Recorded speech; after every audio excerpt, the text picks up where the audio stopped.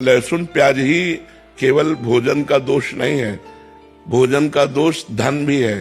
किस धन से भोजन आया है, जिस धन से भोजन आया है उसका प्रभाव हमारे ऊपर पड़ेगा, भले वो सात्विक मूंग की दाल और रोटी हो, लेकिन वो धन अशुद्ध प्रकृति से कमाया गया है, पाप कर्म से कमाया गया है और मुझे दिया गया है, तो मेरी बुद्धि पर उसका फर्क पड़ जाएगा, उसको बुद्धि भ्रष्ट हो जाएगी।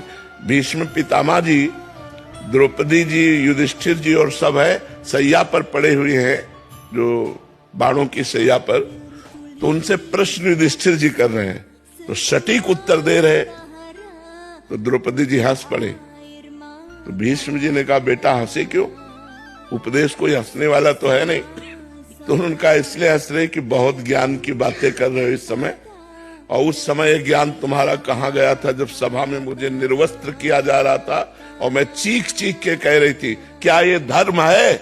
तो आप जैसे धर्मात्मा पुरुष की बोलती बंद थी, क्यों नहीं बोले उस समय, और इस समय आप बोले हो। तब भीष्म जी मुस्कुरा दिए और बोले, बेटा उस समय पापी दुर्योधन का अन्न खा रहा था, 6 महीना बाणों की सैया पर पड़ा, सारा रक्त निकल गया और भीषण कष्ट से, तो वो पाप नष्ट हो गया। अब मेरी बुद्धि पवित्र है, अब जो पूछोगे बिल्कुल धर्म संज्ञक उत्तर होगा। उस समय मैं नहीं बोल पाया क्योंकि पापी दुर्योधन का अन्न खाए हुए थे। अन्न का बड़ा प्रभाव।